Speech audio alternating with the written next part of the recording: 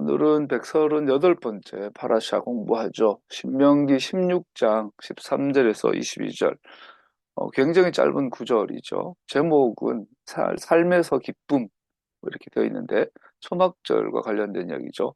오늘 본문은 왜 이렇게 짧게 따로 떼어 놓았을까? 지난주에는 노예 해방과 6월절, 7절에 이어서 어, 같이 해도 되는데 왜 초막절만 따로 떼어놓아 공정한 재판과 아세라 우상 숭배와 연결하고 있는가? 그리고 지난주 토라 포션에 6월절과 7절절까지 나눴잖아요. 근데 갑자기 어, 랍비들이 파라샤를 나누면서 옛날에는 장과 절이 없었잖아요. 그 내용으로 나눴는데 초막절의 내용과 18절 이하의 공정한 재판관과 지도자, 그 공정한 재판과 초막절을 그리고 또 마지막에 아세라 목상 아세라는 하면 떠오르는 게 이세벨이라는 여자죠. 아세라 목상, 우상숭배와 특별히 아세라 우상숭배와 공정한 재판과 초막절 이 세 가지를 연결해서 하나의 파라샤로 따로 떼어 놓았어요. 왜 그렇게 했을까? 그리고 또 예수님께서도 오늘 본문 가지고 본문과 연결되는 내용으로 바리새인들과 논쟁을 하셨던 것 요한복음 살펴봤고 여기서 이제 우리가 가장 근본적인 질문을 해볼 수 있죠. 그러면 이스라엘의 회복이란 무엇인가? 이스라엘은 어떤 나라인가? 요한복음에서 예수님의 주장은 이스라엘의 회복을 위한 말씀이었다. 좀 전에 요한복음 7장, 17장이나 7장이나 10장 내용을 잠깐 읽어봤는데 요한복음 전체의 주제는 하나님의 나라, 즉 이스라엘의 회복에 대한 이야기거든요. 어, 우리가 동물과 다른 게 사람과 동물이 다른 많은 차이점이 있는데 여러 것 중에 하나가 나라죠. 여러분, 동물은 나라에 대한 욕망이 없죠. 그냥 본능이라 하죠. 태어나서 살다가 죽어요. 그냥 본능을 따라 살다 죽는다고 보통 보죠. 그런데 이제 인간은 사실은 한 사람 한 사람이 다 나라거든요. 어떤 나라를 꿈꾸고 있거든요. 모든 사람은 각각이 원하는 나라가 있고, 꿈꾸는 나라가 있고, 꿈꾸는 그 나라를 지향하고 살아가죠. 그런데 현실에 부딪혀서 타협하고 살죠. 그래서 모든 인간은 다 정치인이죠. 다 정치적인 존재죠. 동물과 가장 큰 차이점이에요. 좀 전에 이제 뉴스를 봤더니 오전에 아침에 그 바람이라는 사자가 있나 봐요. 청주 그 동물원에 얘가 이제 우리의 세멘트 바닥에 좁은 우리 갇혀 있을 때는 막 삐쩍 말라가지고 그랬던 애인데 얘를 이제 흙이 있고 좀 넓은 어, 동물 사육사로 옮겨줬더니 얘가 건강해져가지고 이제 늙어서 이미 죽을 나이가 됐는데 마지막 노후를 아주 편안하게 지내는 기사가 있더라고요. 그러면서 그거를 주도했던 사육사가 저도 어릴 때 애기들이랑 이제 서울대공원 갔을 때 아주 기억나는 게 그 실내 사육사 안에 호랑이, 뭐 하이에나, 사자가 같이 되어 있는 완전 그런 서울대공원에 있었던 것 같아요. 그때 이제 은재가 어릴 때였는데 유모차에 애기 은재 태우고 가는데 사자랑 호랑이가 그 지하 같은 어두운 거기에 유리 안에 있고 유리에 좁은 유리벽에 갇혀 있었어요. 가까이 가고 싶었는데 그 사자 눈이 너무나 무섭더라고. 호랑이 눈하고 사자 눈을 내가 쳐다보지 못하겠더라고. 그래서 뭐, 한 3, 4m 떨어져서 이게 봤어요. 은재는 이제, 예, 그, 유모차 안에 있었고. 근데 가까이 가고 싶었는데, 나 무서워서 못 갔거든요. 근데 지금 아침에 그 기사를 보고 났더니, 그때 그 사자 눈빛이 아주 선명한데, 굉장히 위협적이고 무서운 어떤 그런 걸로 생각을 했는데, 오늘 아침에 기사를 보고 그 사자 눈빛을 다시 떠올려 봤더니, 그거는 고통의 눈빛이었던 거예요. 살려달라. 너무 힘들다. 산맥을 뛰어넘고 어, 들판을 튀어졌던 놈들이 그 몇 평 되는 유리벽에 갇혀서 있으니 막 얘들은 그거 그렇게 하루 종일 한 달 내내 정말 아무리 동물이지만 미칠 것 같았을 것 같아요. 실제로 미친다고 하죠, 애들이. 근데 그런 사자를 풀어놓았더니 이제 편안하게 살아가요. 그러니까 그 사육사가 우리나라 동물원이 너무나 비인간적이다. 그래서 이제 그런 조금 더 나은 환경으로 해주는 운동을 하는 사육사 이야기였던 거예요. 그리고 재밌는 청주 동물원인가 거기에 어떤 하나의 그 사육사를 거기다가 사람이 들어가게 해놓은 거예요. 그리고 거기에다가 사진에다가 호모 사피엔스라고 적어놨어요. 그거 사람 뇌가 들어가서 나도 동물처럼 울타리 안에 들어가서 그 얼굴에다 얼굴을 들이대면 뇌가 이제 하나의 거기에 이제 사육되고 있는 동물처럼 묘사가 된 거죠. 호모 사피엔스. 뭐 지구상의 가장 흔한 종족이고 뭐 그걸 하다가 끝에 특징 엄마 말을 되게 안 듣는다 뭐 이렇게 그래서 그 동물의 역할이 되어 보는 거죠. 그래서 좀 의미심장하다.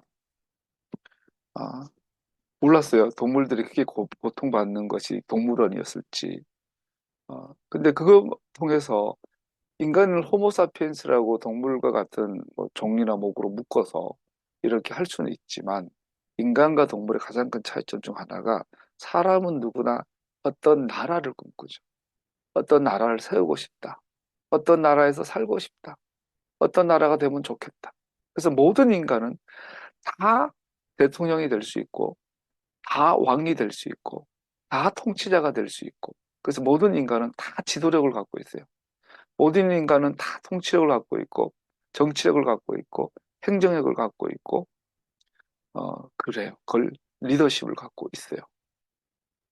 그런데 그 믿음이라는 건 하나님의 사람이 된다라는 것, 하나님의 자녀가 된다라는 것, 하나님이 꿈꾸시는 나라가 있죠. 우리가 하나님 형상이잖아요. 그래서 우리가 하나님의 형상 가운데 그 정치력, 지도력도 갖고 있는 하나님의 형상인데, 하나님께서 세상을 창조하실 때, 하나님께서도 정치인이시죠. 그래서 하나님께서도 세상을 창조하실 때 어떤 유의를 위해서, 자기 만족을 위해서, 자기의 예술적인 어떤 발현을 위해서 세상을 창조하신 것이 아니라, 우리가 자연 속에 가면 조그마한 꽃을 보더라도 신기하거든요. 허투루 만들어진 게 없어요. 우리가 버리는 잡초 하나라도, 심지어 우리가 징그러워하는 바퀴벌레 하나라도 자세히 보면 징그럽고 징그럽지만 하나하나, 털 하나하나, 주름 하나하나 허투루 만들어진 게 없어요. 다 정교하게 정교하게 만들어진 기막힌 예술품들이거든요. 하나님은 자기 예술적 감각을 위한 자기 만족으로 세상을 그렇게 정교하게 만드신 것이 아니라 하나님도 세상을 만드신 목적이 하나 있는 거죠. 그것은 바로 하나님께서 꿈꾸시는 나라이죠. 나라. 하나님의 나라이죠. 그것이 세상을 창조하신 목적이지요. 그 나라를 성경의 현실 정치 안에서 표현한 이름이 바로 이스라엘이라는 표현이죠. 이스라엘은 곧 하나님의 나라와 동일시 되죠. 그래서 그 하나님 나라로서 이스라엘을 보여주기 위해서 이 땅에 이 땅에 실질적인 유대인들로 유대인들로 주축을 이뤘지만 전 열방이 다 그 안에 들어오게 하시는 하나님의 나라 안에 유대인들도 양자되고 이방인들도 양자되는 그 나라를 꿈꾸고 있죠. 그래서 믿음이란 하나님의 자녀가 된다라는 것은 하나님을 따른다라는 것은 하나님을 사랑한다라는 것은 하나님을 더 깊이 안다라는 것은 바로 하나님이 그 꿈꾸시는 하나님이 꿈꾸시는 그 나라를 바로 나의 나라로 인정하고 받아들이고 소망하고 바라보고 향해 나아가는 것이 바로 믿음이죠. 그래서 어제 저녁에 잠깐 나눈 것처럼 믿음은 신념이죠, 사실은. 더 넓게, 더 굵게, 더 단단하고 튼튼하게 우리는 그 하나님 나라에 대한 신념을 갖고 살아가는 것이 믿음이죠. 거기에 대해서 성경은 이러저런 모양으로 기록되어 있는데 그래서 우리가 신앙생활을 하면서 가장 많이 고민해야 되는 게 그거죠. 이스라엘이란 무엇인가? 이스라엘이 회복된다라는 것은 무엇인가? 이스라엘은 어떤 나라인가? 여기에 대해서 예수님은 모세를 통해서 선지자들을 통해서 사도들을 통해서 대답해 주고 계신 거죠. 첫 번째, 임시 초막의 절긴 수컷 규정을 반복함으로 시작합니다. 오늘 본문은 그 용어가 흥미롭습니다. 우리가 수카 그러면 초막인데 실제로 원어에 보면은 초막을 지어라라고 되어 있지 않고 초막의 절기를 만들어라 되어 있어요. 만들라는 단어가 이제 아싸가 되는데요. 너는 자신을 위해 초막의 절기를 만들어야 한다라고 오늘 본문이 시작이 돼요. 히브리어로 너는 절기를 만들어야 한다. 뭐 근본적으로 한 나라라 했을 때 오늘 첫 번째 한 것이 이 절기. 모든 나라의 정체성은 명절, 그 나라의 명절로서 특징 지어지죠. 설날은 이 동아시아의 대체적이지만 설날에 떡국 먹는 건 우리나라뿐일걸요.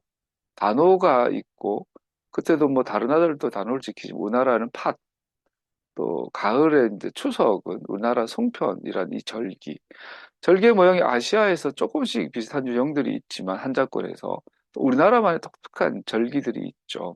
절기는 그 나라와 민족의 정체성이죠. 그래서 오늘 본문도 처음부터 특별히 6월절도 있고 7.7절도 있지만 초막절을 가지고 그 나라와 연결시키고 있는 것을 보게 됩니다. 그래서 너는 절기를 만들어야 한다라고 명령되어 있어요. 그래서 랍비들은 이 절기라는 말은 의미가 없고 그냥 쑥하, 초막을 지어라라고 이해를 합니다. 그렇게 이해해도 되죠.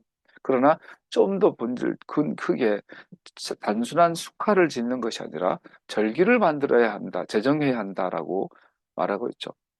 7일 동안 절기를 기념하는 장소인 수카를 짓는 것이 절기에 대한 첫 번째 조건이 됩니다. 6월절이 하나님의 나라의 시작점이라고 해야 될까요? 어떤 시작 근간이라면, 어, 우리가 일직선을 지을 때 최소한 점이 두 개가 필요한데 좀 부족하니까 세 개 점, 6월절, 초막절로 가는 이 점 가운데 오순절이 있죠. 그래서 6월절과 초막절의 두 개의 점이 만나면 하나 일직선으로 한 방향을 가리키게 되는데 특별히 초막절과 그의 나라와 공정한 재판과 연결시키는 것은 이 7일이라는 이 절기는 하나님 나라의 완성, 6월절로 시작된 것에 대한 완성, 그리고 1차적 완성과 또 근본적 완성을 다 보여주는 것이 바로 초막절이지 않을까 생각하죠. 그래서 초막절을 만들어라. 우리가 이거는 사전을 제가 좀 복사를 했는데 성경에서 만들다라는 단어가 크게 두 가지가 사용된다고 합니다. 하나는 아싸, 만들다. 보통 영어로는 to make 이렇게 돼 있고요. 그 다음에 만들다는 창조하다 의미를 가진 바라라는 단어죠. 바라는 create라는 단어로 보통 하죠. 그리고 이 아, 베라, 브레스트 엘로힘, 브레스트 처음에 엘로힘께서 바라 창조하셨다. 하샤마임 하아르츠 하샤마임 그 하늘과 그 땅을 바라하셨다. 크리에이터 창조하셨다. 그래서 토라에서 바라는 하나님만이 하실 수 있는 일을 할 때 사용되는 동사가 바라입니다.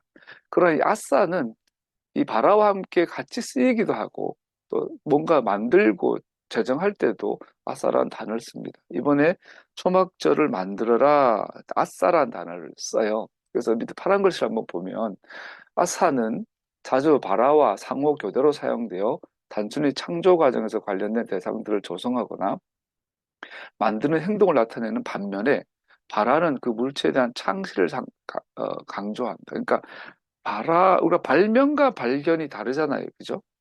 발견은 이미 있는 것을 찾아낸 거고, 발명은 없던 원리를, 없던 물건을 만들어낸 걸 발명이라 할까요? 조금 다른 것처럼, 뭐, 정확하게 비교할 수는 없지만, 바라는 무에서 유라고 해야 될까요? 하나님만이 알 수 있는 창시의 의미라면, 아싸는 이미 존재하고 만들어진 것을 가지고 창조력을 발휘하는 그런 거라고 할 수 있겠죠. 그래서 아싸는 사람 통해서 주님께서 많이 하시죠, 하나님께서. 아싸는 하나님께 사용하면 흔히 역사의 영역에서 하나님의 활동을 강조합니다. 발아하신 하나님께서 사람을 통하여서 역사 가운데 아싸 하시는 것을 보게 되죠. 이러한 문맥은 구약 성경 신약의 가장 기본적 개념 가운데 하나이고, 즉 하나님은 초월적이실 뿐만 아니라 역사 안에 내재하셔서 그의 주권적 목적을 이루신다는 것을 강조합니다. 초월적인 하나님의 것은 하나님 우리와 다르다. 그의 길은 우리의 길과 다르다. 하나님은 우리의 초월하신 존재로 있지만 동시에 우리와 함께 먹고 마시고 우리의 한숨 쉬는 소리를 들으시고 함께 웃고 함께 울고 하신 하나님. 그것을 하시는 분이 이제 아싸 하신 하나님으로 그것도 신학적으로 정의를 합니다. 그래서 우리는 어떻게 해요? 초막절을 만들어야 합니다. 이것은 유대교의 이야기가 아니라 이것은 하나님 나라 이야기. 기독교가 아니라 유대교가 아니라 하나님의 이야기죠. 두 번째 조건은 분명 언급됩니다. 그러면 너는 온전하게 즐거워하게 될 것이다. 네가 초막절을 만들면 너는 온전하게 즐거워하게 될 것이다. 또 갈로하고 가족들과 함께 되어 있어요. 레위기 3장 본문과 대조해 보면 초막절에 대한 명령과 대조해 보면 수콧의 절기는 주님께서 당신의 백성에게 모든 축복을 주시기에 주님 앞에서 즐거워하는 축전의 시간임이 분명합니다. 그래서 토라에서 초막절 그러면 대명사가 즐거움이에요. 기쁨이에요. 즐기는 거예요. 심지어 술을 마셔라. 독주도 마셔라 돼 있어요. 그리고 11조 해당할 만큼 액수를 따로 모아가지고 먹고 싶은 거, 마시고 싶은 거 다 준비해가지고 7일 동안 온 가족이 조건이 있어요. 7일 동안 온 가족이 주님 앞에서 함께 먹고 마시고 즐거워하는 이 절기가 초막절이죠. 하나님께서 너의 모든 소출과 손을 댄 모든 일에 복을 주실 것이기 때문이다. 그러면서 왜 즐거워하느냐?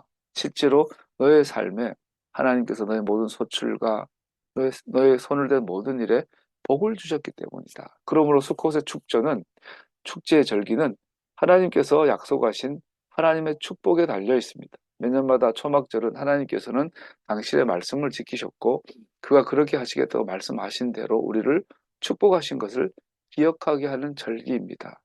그래서 우리가 성도가 죽어서 장례식이나 보면 항상 그런 말씀을 나누죠.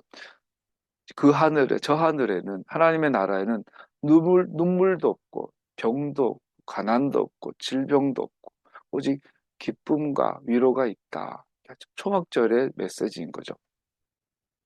초막절로부터 배우는 많은 교훈들이 있지만 가장 중요한 교훈들은 하나님께서는 그의 백성들이 하나님과의 관계와 가족과의 친구들 사이의 관계에서 흘러나오는 삶의 기쁨을 깨닫기를 원하신다는 겁니다. 초막절은 소위 현세와 내세 이렇게 표현하면 안 되지만 모든 시간에 원리가 적용이 되지만 그중에서도 가장 실제적인 교훈이 뭐냐면 초막절은 하나님 앞에서 하나님과 함께 온 먼저 가족들이 또 친구들이 함께 하나님 앞에서 즐거워하는 기쁨의 절기라는 거죠. 굉장히 중요합니다. 즉 보통 아이들이 사춘기가 지나고 사회생활을 하고 하면 부모를 떠나고 나면 교회를 떠나죠.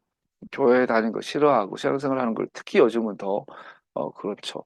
그래서 어, 막 세상에 많은 기쁨이 있잖아요. 친구랑 하고 있을 때 오는 기쁨이 있어요. 정말 소중하죠. 나이가 들수록 10대, 20대 때 친구들과 함께 여행하고 밤새 막 떠들고 어, 함께 운동하고 뭐 이랬던 그 즐거움이 정말 그립죠. 친구들과 누리는 기쁨이 분명히 있어요. 그리고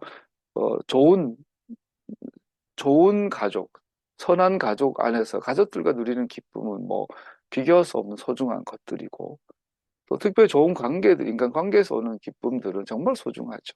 그런데 조건이 달려 있죠. 하나님 앞에서.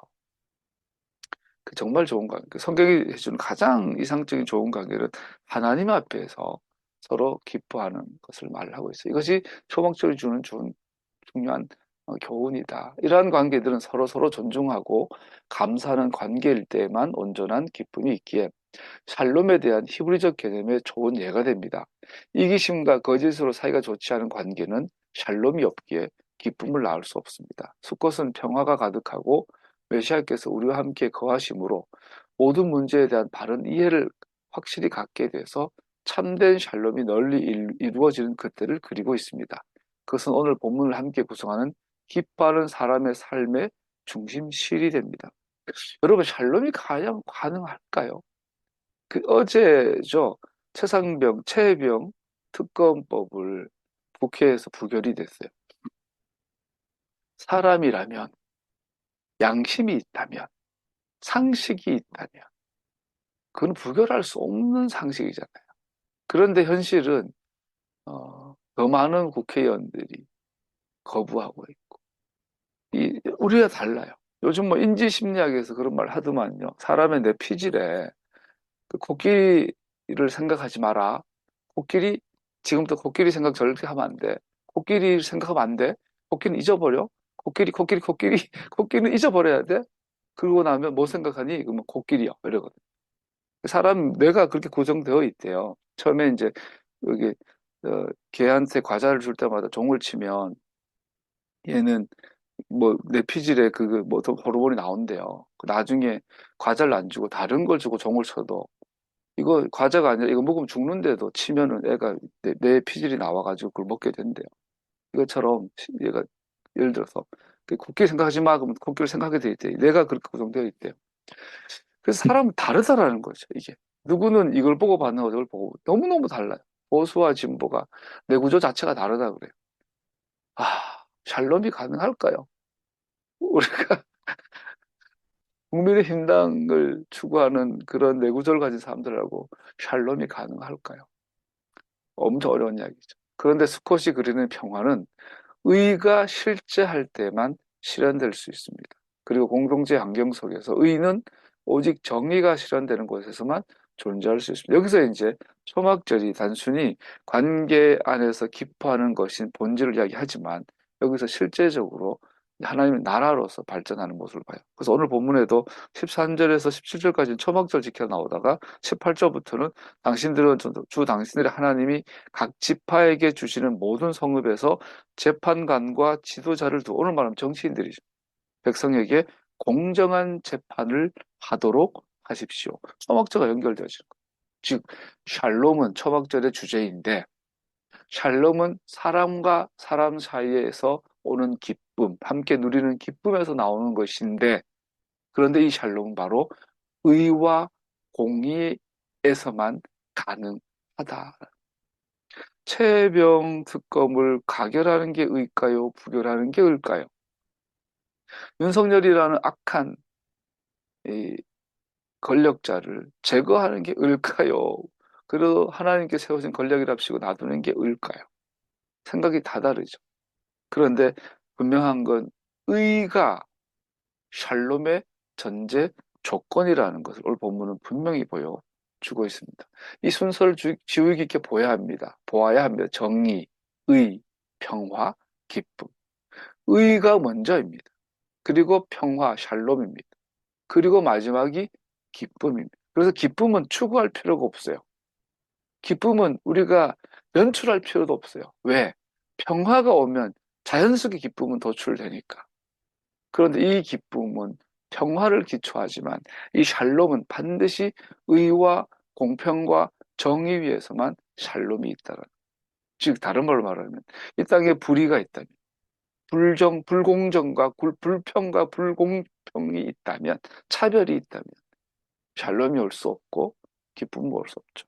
그래서 교회 와서 우리가 사는 이 세상에 교회가 불의를 편들고 이승만 편을 들고 어제 서북청년단 강을 다시 한번 또 들었어요. 열받고 싶어서. 유해진이라는 그 해방 이후에 유해진이라는 도지사가 육지 사람이야. 제주도 저 사람이 아닌데 제주도에 부임을 해요. 그러면 서북청년단 애들을 자기 비서로 데려가요. 그게 이제 서북청년단 시작이죠. 나중에는 이승만이가 그런 칙령을 내려요. 제주도에 불순한 인물들이 많다. 남녀노소, 유아와 성별에 상관없이 좌파 애들은 잡아서 없애라. 이게 대통령이 직접 내린 명령이에요. 그걸 붙잡고 애들이 그 공식적으로 1,000명 이상의 경찰권과 경찰 보조권을 줬어요. 그 걔들 가가지고 서북청년단 한 짓은 뭐서 말 못해요. 살아있는 아이를 창으로 찔러서 꼬쟁이 들어올리는. 그, 5.18 때 공수부대가, 어, 광주 가서 여자들의 가슴을 도려내고 막 살해하고 그랬잖아요. 그건 아무것도 아니에요. 그거는 진짜 100분의 1도 안 돼. 서북청년단이 영락교회 교인들이, 영락교회 청년들이. 그때 한경계 목사 그랬죠. 우리 서북청년단이 영락교회 청년들이 주축인데, 가서 나라를 지키는 소중한 일을 했다. 그런 욕도 많이 얻어먹었지요. 징그럽죠. 한국 교회가 했던 일들. 이승만이 5.18 끝나고 났더니 22명의 개신교 지도자들이 모여가지고 그 CCC 김중곤 이런 양반 모여가지고 한경직 이런 양반들 모여가지고 요셉 같은 지도자가 어떤 이 헛소리를 찍찍 해댔죠. 보세요. 교회가 앞장서서 이승만 이하 우리나라 해방 이후에 지금까지 한국 교회가 앞장서서 불의를 조장하고 거짓을 조장하고 불평을 조장해 놓고 교회 와서는 회개할 때 눈물 뚝뚝 흘리고 찬양할 때 두 손 들고 눈물 뚝뚝 흘리고 방언하고 예언하고 이거 가짜라는 거죠. 불의가 오면 샬롬이 올 수 없고 기쁨이 올 수 없는데 어떻게 교회가 불의의 앞장서 뭐 제가 말하는 건 전체가 아니라 주류를 만든 주류 교회가 불의의 앞장섰는데 어떻게 교회에서 샬롬이 올 수 있냐라는 거죠. 부흥회 때 어떻게 눈물이 나냐는 거예요. 찬양할 때 어떻게 감동이 오냐는 거죠. 어떻게 방언이 터지고 어떻게 환상과 예언이 오냐는 거죠. 그러고 나서 기쁘대 구원받아도 기쁘대. 주님은 우리의 정답이십니다. 예수님은 당신의 인생의 해답이십니다. 이런 소리가 나오냐는 거죠. 시작이 잘못됐는데 제가 말한 것은 어떤 특별한 상황을 말하는 게 아니라 일반적인 주류적인 한국의 역사를 보는 겁니다. 이 순서는 타락한 인간이 믿는 것과 정확하게 반대입니다. 정반대입니다. 하나님과 그의 토라에 관심이 없는 토라를 소중히 여기지 않는 영혼에게 기쁨은 규칙을 무시하고 욕망과 방종, 금지된 열매에서 온다고 진심으로 믿습니다. 서울 영락교회 청년들이 제주도 가가지고 최소한 몇만 명 예비검속이라고 했죠. 이승만 때 예비검속 지나가다가 인상이 더러워. 저 새끼 저거 며칠 지나면 살이 날 것 같아. 스스로 경찰관이 저 놈은 놔두면은 빨갱이 될 것 같아. 잡아와. 그리고 징역 감옥에 집어넣어버리고 총으로 쏴 죽이고. 예비검속. 이것이 전두환 때는 감호처분인가 해가지고 사기를 쳤어요. 도둑질을 했어. 그러면 징역 3년. 여기다 보호 감호 7년. 3년 받았는데 10년 감옥에 넣어버리고 전두환 때까지 그랬거든요.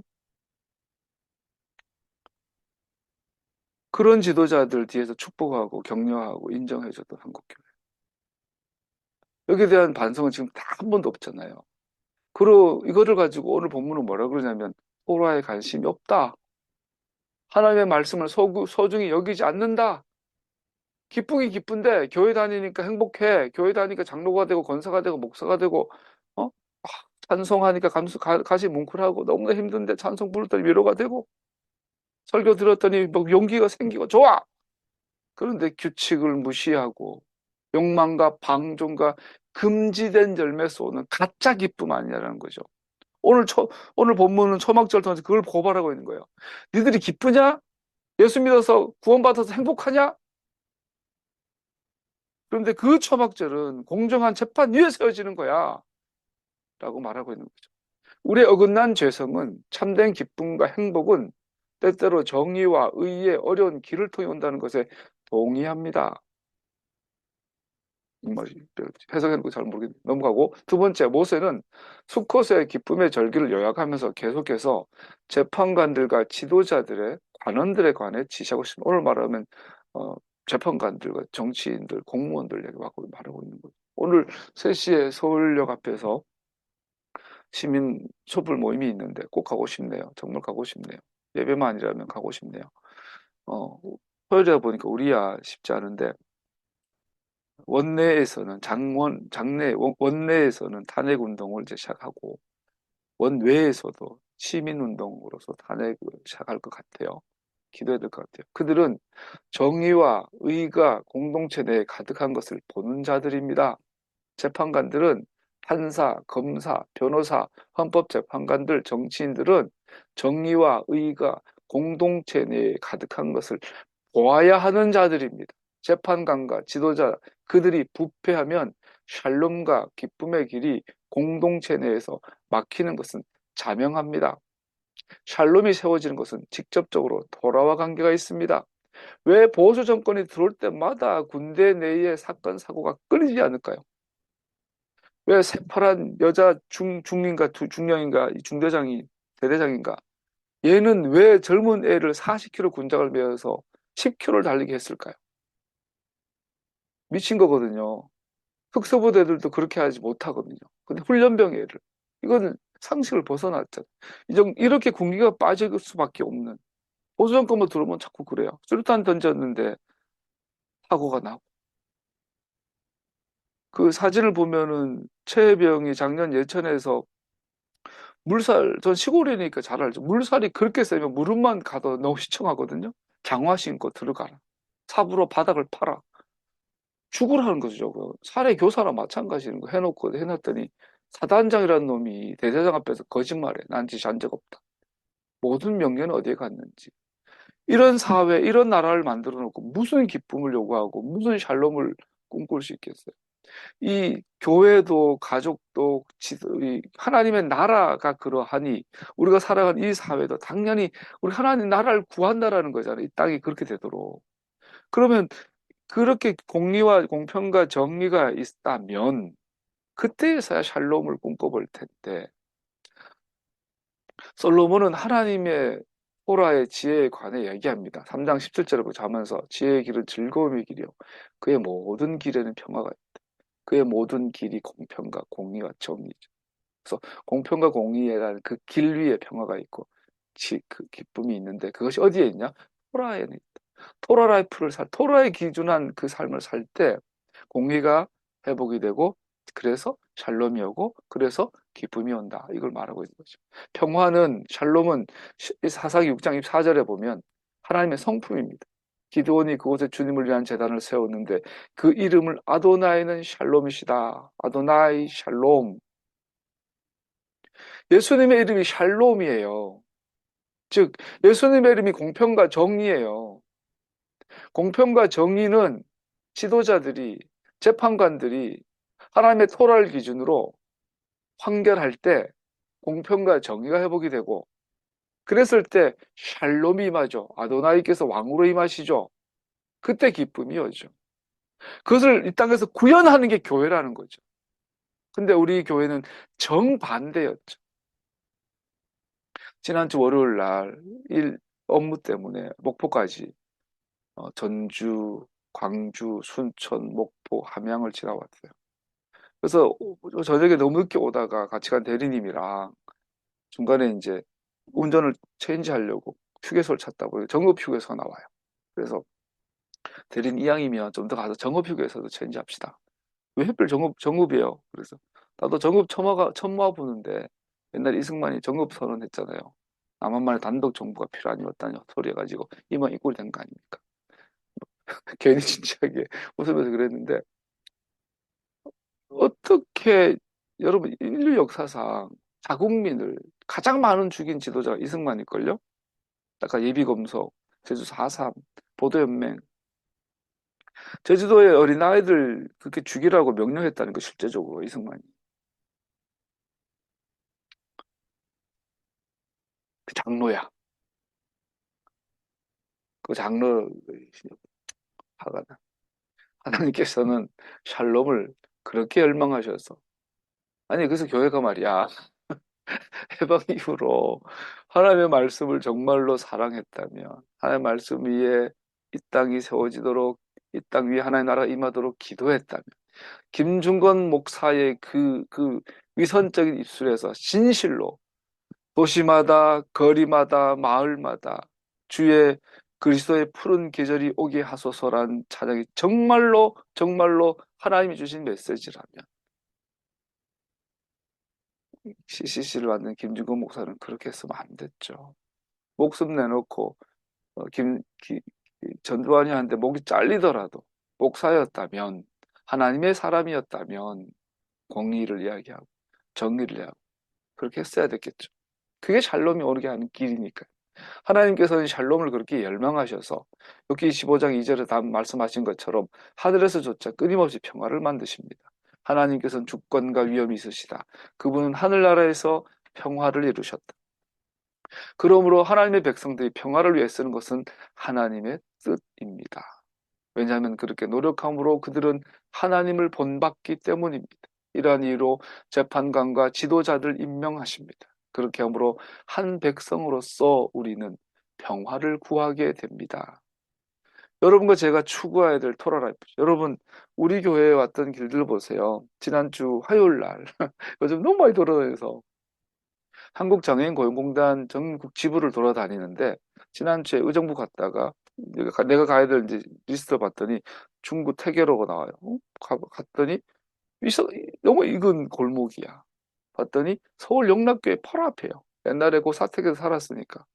우리가 애기들 어릴 때 살았던 그 집 바로 골목 옆에 있던 큰 건물이 바로 한국장애인고용공단 건물이었더라고요. 거기 가서 이제 일을 끝내고 진짜 오랜만에 또 서울 영락교를 한번 둘러봤죠. 옛날 그대로도만.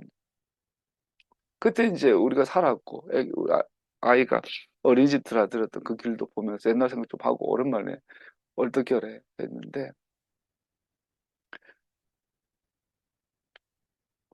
제가 있었던 그 잠깐 섬겼던 그 교회가 얼마나 불의와 타협하며 얼마나 한국 교회가 불의를 떠나도록 앞장섰었는지를 보니, 그때는 몰랐는데 지금 다시 옛날 그것을 보니 섬뜩한 거죠. 그런데 왜 우리는 회개하지 않을까요? 여전히 교회는 크고 여전히 몇만 명이 모이고 여전히 수백억의 헌금이 들어오고 여전히 수만 명이 모이고 여전히 막 서울대 성악가 출신들이 지휘를 하고 있고,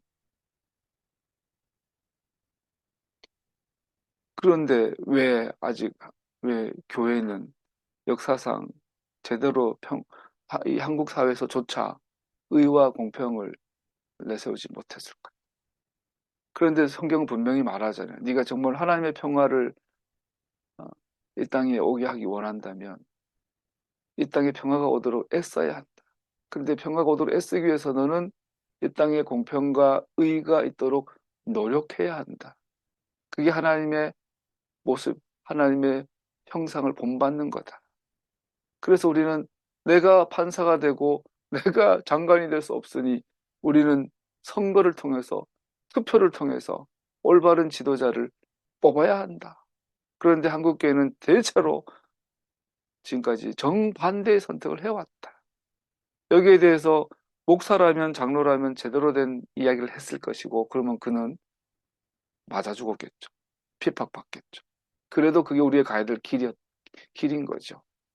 아, 그렇게 해서 우리가 전통 장로교 통합에서 우리 교회가 시작이 돼서 지금 메시아닉 교회로 왔는데, 메시아닉에 다른 동지 목사님들도 많이 있는데, 결국은 우리가 장로교회에서 통합해서 독립교단으로 뭐 이렇게 결국 메시아닉까지 오면서 다 떨어져 버리더라고요.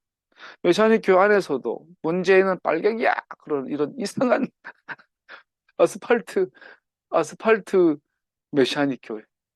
오늘 한국의 메시아닉 교회 운동 안에서도 아스팔트 메시아닉들이 대부분 주류인. 외롭죠. 왜 같은 토라인데 저렇게 다를까? 그래서 당신들의 토라와 내 토라는 다릅니다. 재판관들이 그렇게 중요하기 때문에 그들은 책 21장, 22장 이하에서 엘로힘이란 용어로 언급됩니다. 심지어 재판관을 하나님께서 얼마나 소중하게 여기냐면 재판관들을 하나님이라고 불러요. 재판관들 언급하면서 하나님이란 엘롬이란 용어를 사용하므로 그들은 하나님께서 이 땅 위에 하나님의 판결을 수행하라고 지명하신 사람들로 이해되어야 하며, 그래서 그들의 말은 하나님의 권위를 가져야 했습니다. 아니, 쌍방울 대북 송금 사건이 완전히 조작이라는 게 판결이 났잖아요. 김건희는 주가 조작이 확실한데도, 뇌물 수수한 게 확실한데도 단 한 번의 기소도 안 되고 단 한 번의 압수수색도 되고 단 한 번의 조사도 안 받아요. 그런데 그 어떤 그 김혜경 여사는 7만 원, 그것도 비서가 자기가 그 결제했다고 이제 진술을 했는데도 백몇 번을 압수수색. 어떻게 이런 사회를 보고 교회가 가만히 있을 수 있는지요. 오히려 더 나아가서 그들 편을 들고 있는지요. 하나님께서는 재판관들 엘로힘이라고 그래요. 김진표 국회의장, 우리 김진표 장로님, 나라 망치는 데 앞서선 장로님, 당신은 그 양반도 판사 출신 아닌가요? 검사인가? 하나님은 당신들 하나님이라고 부른다고. 왜? 하나님의 판결을 이 땅에 가져오게 하라고 판사들을 하나님이라고 부른다고. 근데 이것들은 하나님의 판결이 아니라 마귀의 판결을 가져온 자들이 되어버렸죠. 절대로 그들은 하나님의 나라에 들어가는 거 장담 못할 겁니다. 그래서 재판관은 욕하고 재판관에게 욕하고 그의 판결을 무시하는 것은 하나님 자신을 욕하는 것과 같았습니다. 그래서 토라에 가면 재판관은 하나님이고 재판관을 욕하는 것은 용서하지 않는다. 그런데 지금은 반대가 됐죠. 헌법재판관도 없애야 되죠. 나라 기형적인 헌법재판관 꼴랑 8명이 앉아가지고 지들이 나라를 이랬죠. 좌우한 지들이 뭘 한다고. 재판관들이 그렇게 중요하기 때문에 여기 넘어가고요. 실제로 이러한 본문들을 마음에 품고 예수님께서 말씀하셨습니다. 요한복음 10장 30, 36절 읽어드릴게요. 같이 읽죠. 예수께서 그들에게 말씀하셨다. 내가 아버지의 권능을 힘입어서 선한 일을 많이 하여 너에게 보여주었는데 그 가운데에서 어떤 일로 나를 돌로 치려고 하느냐? 유대 사람들이 대답하였다. 우리가 당신을 돌로 치려고 하는 것은 선한 일을 하기 때문이 아니라 하나님을 모욕하기 때문이요. 당신은 사람이면서 자기를 하나님이라고 하였소. 예수께서 그들에게 말씀하셨다. 너희의 율법에 내가 너희를 신들이라고 하였다 하는 말이 기록되어 있지 않느냐? 하나님의 말씀을 받은 사람들을 하나님께서 신이라고 하셨다. 하나님의 말씀을 받은 사람들, 즉 재판관들을 내가 하나님께서는 신이라고 하셨다. 엘로힘이라고 하셨다. 하나님이라고 하셨다. 또 성경은 폐하지 못한다. 예수님께서 여서만 성경은 율법입니다. 토라입니다. 예수님께서 토라는 폐하지 못한다 그랬는데 루터 지가 뭔데 폐하냐고. 아우구스티누스 지가 뭔데 성경을 토라를 폐하냐고. 칼빈 지가 뭔데 폐하냐고. 장로교, 감리교 지들이 뭔데 예수님이 폐하지 못한다는 토라를 지들이 폐하냐고. 그 토라에서 분명히 하나님의 판결을 맡은 자들 엘로힘이라고 하고 있는데 그런데 하나님께서 거룩하게 하여 세상에 보내신 사람이 자기를 하나님의 아들이라고 한 말을 가지고 너희는 그가 하나님을 모독한다고 하느냐? 하나님의 말씀으로 세상을 재판하는 재판관들이 하나님을 모독한 내가 신이다라고 하는 것이 모독이냐? 니들이 하나님의 판결이 아닌 마귀의 판결하고 있는 니들이 하나님을 모독한 것이냐? 하나님의 아들로 자기 자신을 언급하심으로 예수님은 그의 공동체 내 유대인들에게 비난을 받으셨고 그들은 투석형 돌로 쳐서 예수님을 죽이려고 했어요. 그들은 그들이 아는 토라의 사실에 기초하였고 그들의 토라와 예수님의 토라는 달랐던 거예요. 예수님은 단순히 사람일 뿐인 재판관들이 엘로힘 하나님으로 불려진 때를 말씀하고 계신 것이었습니다. 주님의 주장에는 설득력이 있습니다. 만약 토라가 단순히 사람에게 거룩한 이름을 붙여 하나님 행하심을 수행하는 사람으로 언급한다면 그러면 사람보다 더 위대한 분이 아버지께로 보냄을 받고 그 행하심으로 그의 거룩하신 성품을 증명하는 사람이 거룩한 이름을 취하는 것이 얼마나 더 타당하냐. 야, 토라에 의하니까 재판관들도 신이라는데 심지어 하나님의 아들로 온 내가 나 자신을 하나님이라고 부르는데 그게 뭐가 문제냐. 재판관들이나 정부 지도자들의 그 높은 지위에 관해 랍비들은 재판관을 임명하는 사람이나 그들이 알기에 그리 정직하지 않은 사람을 재판관으로 임명한다면 그들은 자기들에게 호의를 베푸는 조건으로 정의 없이 판결하는 벌을 받게 한다고 합니다. 무슨 벌이냐? 랍비들조차도 니들이 윤석열 같은 인간을 지지한다면 그 벌을 네가 받을 거야. 니들이 이승만을 지지했으니 그 벌을 네가 받아야 돼. 이명박을 지지해? 하는 거죠. 세 번째, 제가 이게 정식의 발언입니까, 여러분? 저 토라 이야기하고 있어요. 세 번째, 하지만 본문에서 더욱 흥미로운 것은 재판관 임명과 재단 가까이 아세라 나무를 심는다거나 아세라 목상을 세우는 것을 금지하는 것을 병렬로 두고 있다는 사실입니다. 세 번째, 초막제를 지켜라. 공정한 재판관을 세워라. 그리고 아세라 목상을 가까이 하지 말아라. 우상숭배 연결시켜주고 있어요. 랍비들은 산헤드린은 재단 가까이서 판결을 내렸으며 법정으로 나와 재단에 뿔을 붙잡는 것은 개인이 한락화적 결정이나 판결을 요구하는 재판에 대한 신호라고 가르칩니다. 판결이 이루어지는 장소에 우상이나 우상의 물건을 세우는 것은 정의가 왜곡되게 하는 보증이었습니다. 여러분 번제단에 뿔이 있잖아요. 그 요압 장군이 솔로몬한테 대들었다가 솔로몬의 반역을 일으켰다 들통나니까 도망가가지고 제단 뿔을 받고 바치고 나를 죽여라 그래 죽여버리잖아요. 제단 뿔은 속죄와 이 희생의 곳이지만 동시에 판결의 자리예요. 제단은 판결을 의미하죠. 하나님의 뜻을 이 땅에 실현하는, 아싸하는, 실현하는, 여러분, 바라는 주님이 하시지만, 우리는 이 땅에 하나님의 바라를 붙잡고, 즉, 하나님의 말씀을 붙잡고, 세상의 역사를 진행해가는 하나님의 대리인으로서 아싸하는 자들이거든요. 그것이 판결이란 말이에요, 판결. 하나님의 판결. 하나님의 판결을 이 땅에 아싸하는 자들, 재판관들, 그들을 하나님이라고 부르죠. 근데 그 재판하는 그 재단 옆에 아세라 목상을 세워놓으면, 즉 단순한 우상 숭배가 아니라 하나님의 판결이 왜곡되는 거죠. 즉 오늘날 우리가 하나님의 판결, 하나님의 공평과 정의를 이 땅에 이행하지 못한 그 원인이 뭐냐? 바로 우상을 섬기고 있다는 거죠. 즉 오늘날 이승만이를 지지했던 그 목사들은 사실은 하나님이 아니라 우상을 섬긴 자들이었다는 거죠. 우리끼리 이야기지만 저는 개인적으로 가장 좋아했던 목사님이 한경진 목사님입니다. 이 양반 천국 가서 한번 봤으면 좋겠어요. 진짜 가 있는지도 모르겠고. 김중호 목사가 CCC 위대한 줄 알았어요, 시골에서. 근데 기- 전두환을 그렇게 칭찬했다길래 죽기 전에 해결은 했겠죠. 그 양반 제가 서울영락교회 있을 때 강의 한 듣었는데 너무 졸려가지고 뭔 소리 했는지도 모르겠어요.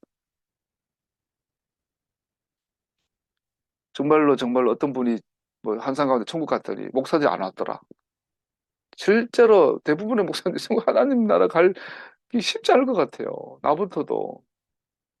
아세라 목상, 상전 우상. 여러분, 우리가 하나님을 섬긴다 하지만 하나님의 말씀을 따랐을 때 교묘하게 우리는 아세라를, 우상을 섬기고 있죠. 왜 재판관 아세라 목상과 비교됩니까?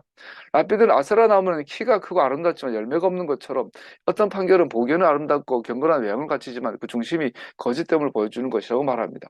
정의로운 결정을 하지 않는 재판관은 사람을 우상 숭배에 빠지도록 인도하는 것과 같은 행위로 우상과 연결시켜 주는 것이 됩니다. 정의롭지 않은 재판관, 하나님의 말씀을 떠난 재판관은 우상 숭배를 조장하는 자라는 거죠. 실제로 공동체를 한 국가의 의인은 그 공동체나 국가의 지도자들이 하나님께 자신을 헌신하고 그의 길을 따르는데 자신들 헌신하는 것에 달려 있습니다. 한 그림에서 우상 숭배가 들어오는 것을 허용하는 것은 하나님을 예배하는 번제단 위에 같은 그림 속에 우상 숭배의 그림이 들어오는 것을 허용하는 것은 사람들이 아도나이께 복종하는 것을 못하게 하며 그래서 그들로 의의 길을 떠나게 하는 것입니다. 예수님께서 바리새인들 그러잖아요. 니들이 천하를 돌아다니면서 한 영혼을 붙잡고 하나님 나라에 니도 안 들어가고 남도 못 들어가게 하는구나. 오늘 한국교회 목사들을 향하여 장로 권사들을 향하여 네가 기도하고 헌금하고 11조 내고 네가 금식하는 그것이 니도 하나님 나라를 막고 있고 남도 못 가게 막고 있다. 왜? 원인은 기도 적게 해서 헌금 적게 해서가 아니고 성경 공부 안 해서가 아니고 성경 통독을 안 해서가 아니고 공평과 의를 이 땅에서 왜곡시키고 그것을 하나님의 뜻이라고 불의를 조장했다. 이렇게 말. 여기 이거를 끊지 않고 어떻게 한국교회가 해결합니까? 그러니까 지금 회개운동 한다, 뭐 신부운동 한다, 다 사기죠. 네이버에 아세라에서 한번 쳐봤어요. 아세라에서는 그리스 3대 여신 중 하나고 가슴이 있단 말이에요. 그 가슴이 포도송이야.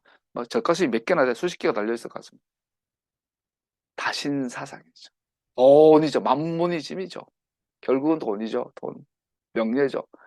그래서 가나안 이 여신을 히브리어로 아세라. 이 예배의 여신은 음란했는데 예배 가운데 음란을 행한 여신이었고요. 그리고 가장 대표적인 아세라의 그 대리인이 자신이 그 아합의 아하 왕의 마누라인 이세벨이. 김건희를 보면 전 이세벨이 항상 떠오릅니다. 이세벨에 의해 아세라 예배가 행해졌습니다. 이와 같은 아세라 숭배는 어우 성질나. 누구야? 김정한 목사가 윤석열이랑 김건희 대가리에 손을 얹고 예수님의 이름으로 축복. 그 어우 어디 똥 위에다가 쓰레기 위에다가 예수님의 이름 올리냐. 목사라는 것들이 아세라의 제자들인 것 같아요. 20절은 강하게 진술합니다. 의를 너는 추구해야 한다. 당신들은 오직 정의만을 따라야 합니다. 그래야만 당신들이 살고 주 당신들 하나님이 당신들에게 주시는 땅을 당신들이 차지할 것입니다. 한국교회야, 한국교회 목사들아, 니들이 정의만을 전해야 한다. 그래야 한국교회에 하나님 나라가 이 땅에 임할 것이고 한국교회가 하나님 앞에 회복될 것이다. 이런 거죠. 의를 너는 추구해야 한다. 이게 초막절이 주는 메시지. 의라는 단어가 반복되는데 라피드는 그 의를 잘못 질문하며 다음과 같은 의미를 결론짓습니다. 이거 굉장히 중요하죠. 마무리하겠습니다. 너는 의로운 방법으로 추구해야 한다. 의를 두 번 반복한 이유가 의를 구하는 것만은 충분하지 않습니다. 의는 의로운 수단으로 의를 구해야 합니다. 도라는 거룩하지 않은 수단으로 거룩한 목적을 추구하는 것을 용서하지 않습니다. 한국 교회가 복음을 받아들이고 의이신 하나님을 예배하고 의이신 하나님을 찾고 의이신 하나님께 헌신했는데 그 방법이 의로화되었었다라는 거죠. 문제는 한국 교회는 하나님을 찾고 의를 구했지만 의로운 방법이 아니었어요. 지금도 그러죠. 어떻게 윤석열이가 한국교회 절대 지지를 받고 있는지. 미가서 6장 6절 8절 읽어보죠. 내가 주님 앞에 나아갈 때 높으신 하나님께 예배드릴 때 무엇을 가지고 가야 합니까? 번제물로 바친 1년 된 송아지를 가지고 가면 됩니까? 수천 마리 양이나 수만의 강줄기를 채울 올리브 기름을 드리면 주님께서 기뻐하시겠습니까? 내 허물을 벗겨 주시기를 빌면서 내 맏아들이라도 주님께 바쳐야 합니까? 내가 지은 죄를 용서하여 주시기를 빌면서 이 몸의 열매를 주님께 바쳐야 합니까? 대답이 오시죠. 네, 너 사람아. 무엇이 착한 일인지를 주님께서 이미 말씀하셨다. 주님께서 너에게 요구하시는 것이 무엇인지도 이미 말씀하셨다. 오로지 공리를 실천하며 인자를 사랑하며 겸손히 네 하나님과 함께 행하는 것이 아니냐. 그가 내게 말씀하시길 오 사람아 인자야 선한 것이 무엇이냐 즉 무엇이 평화를 가져오느냐 의가 평화를 가져오고 평화가 기쁨을 가져온다. 무엇이 평화를 가져오느냐 주님께서 내게 원하시는 것이 정리를 행하고 헷세들을 사랑하고 자비를 사랑하고 계약에 충실하고 겸손히 혹은 의롭게 네 하나님과 함께 걷는 것이 아니고 무엇이냐. 일제 강탈된 이후로 한국교회는 단 한 번도 이 길로 간 적이 없어요. 정의를 행하고 자비의 삶을 사는 것은 오직 주님과 함께 동행할 때에만, 즉 그의 길을 따라 행할 때에만, 즉 그의 한락화를 따를 때에만 그렇게 살게 될 것입니다. 의를 구하는 것은 언제나 다른 길이 아닌 그가 설명하신 그 길을 따라야만 합니다. 진정한 부흥은 그러므로 하나님께서 말씀하신다는 것에 대가 지불과 상관없이 기꺼이 그를 따르는 정도의 충격을 받는 것에서 온다고 나는 생각합니다. 먼저 우리는 기꺼이 순종해야 합니다. 그의 호라에, 그의 의에, 그리고 오직 그럴 때에만 하나님의 축복을 기대할 수 있습니다. 요한복음 7장을 읽었습니다. 의로운 판결로 심판해라. 그러나 이것이 어떻게 가능할까요? 예수님께서 샤밧에 병을 고치신 것이 샤밧을 어긴 것이 아니라 실제로는 샤밧을 지킨 것이라는 것을 그들은 어떻게 이해할 수 있었을까요? 그들이 믿음의 눈으로 토라 자체가 메시아를 가리고 있다고 보는 믿음으로 전체 토라를 살펴볼 때에만 이해할 수 있습니다. 우리가 성경 전체를 특히 토라를 전체에 있을 때 읽을 때 반드시 기억할 건 토라는 예수님을 가리키고 있다는 그 가지고 읽어야 되죠. 그러므로 결국 의인은 먼저 하나님의 메시아 안에서 영혼을 깨끗게 함을 발견하고 의의 삶을 살게 하는 능력을 발견하여 하나님의 메시아에게 복종하는 것에서만 찾을 수 있습니다. 그런 정결함과 그런 능력은 메시아의 손으로 만지심을 통해 일어납니다. 그의 참된 안식, 샤밧의 안식, 영혼에 주시는 구원의 능력을 알게 됩니다. 그리고 이는 우리로 수컷의 절기에서 시작하는 평화의 기쁨의 문제로 돌아오게 합니다. 우리는 왜 스가랴가 평화에 대한 자신의 예언에 적합한 결론으로 수컷을 선택했는지를 알게 됩니다. 하나님께서 사람과 함께 거하신 수컷은 하나님 자신이 당신의 메시아의 행하심으로 자기 자신이 이루신 최종적이고 아름다운 승리의 절기입니다. 그래서 우리가 지난주 잠깐 나눴지만 스가랴서 보면 13장 14장이 계속 반복이 돼요. 그날이 오면 들어보세요. 그날이 오면 샘 하나가 터져서 다윗 지방과 예루살렘에 사는 사람들의 죄와 더러움을 씻어줄 것이다. 그날이 오면 내가 이 땅에서 우상의 이름을 지워서 아무도 다시는 그 이름을 기억하지 못하도록 하겠다. 나 만구의 주가 하는 말이다. 나는 또 예언자들과 더러운 영을 이 땅에서 없애겠다. 그날이 오면 어느 예언자라도 자기가 예언자 행세를 하거나 계시를 본 것을 자랑하지 못할 것이다. 계속 반복이 돼요. 그날이 오면, 그날이 오면 햇빛도 차가운 달빛도 없어진다. 그날이 오면 예루살렘에서 생수가 솟아나서 절반은 동쪽으로 절반은 서쪽으로 흘러갈 것이고 주님께서 온 세상의 왕이 되실 것이다. 그날이 오면 사람들은 오직 주님 한 분만을 섬기고 오직 그분의 이름 하나만으로 간구할 것이다. 그날이 오면 주님의 입에서 나오는 그 의의 말씀으로 이 세상은 통치될 것이고 회복될 것이다. 이 스가랴의 꿈이에요. 스가랴의 환상이에요. 그 꿈꿨다라는 이야기를 우리는 착각하면 안 돼요. 꿈꿨다라는 것은 실제 삶을 그렇게 살고 있다라는 이야기죠. 말씀을 우리가 마무리하겠습니다. 시문에 그날이 오면이라는 제목이 같아가지고 같이 읽어봅시다. 시를 같이 읽어봅시다. 시작. 그날이 오면은 삼각산이 일어나 더덩실 춤이라도 추고 한강물이 뒤집혀 용솟음 칠 그날이 이 목숨이 끊기기 전에 와주기만 할 양이면 나는 밤하늘에 나르는 까마귀와 같이 종로의 인경을 머리로 들이받아 올리오리다. 두개골은 깨어져 산산조각이 나도 기뻐서 죽사오매 오히려 무슨 한이 남으오리까. 그날이 와서 오고 그날이 와서 육조 앞 넓은 길을 울며 뛰며 뒹굴어도 그래도 넘치는 기쁨에 가슴이 미어질 듯 하거든. 드는 칼로 이 몸의 가죽이라도 벗겨서 커다란 북을 만들어 들쳐매고는 여러분의 행렬에 앞장을 서오리다. 우렁찬 그 소리를 한 번이라도 듣기만 하면 그 자리에 거꾸러져도 눈을 감겠소이다. 시문은 대한민국의 회복을 위해서 그날이 오면이라고 온몸을 다 바쳐서 이 시를 남겼는데 마치 스가랴 같아요. 그래서 마치 우리도 이 땅 위에 주님의 나라가 오기를 꿈꾸는 자들이 되면 좋겠습니다. 기도하겠습니다.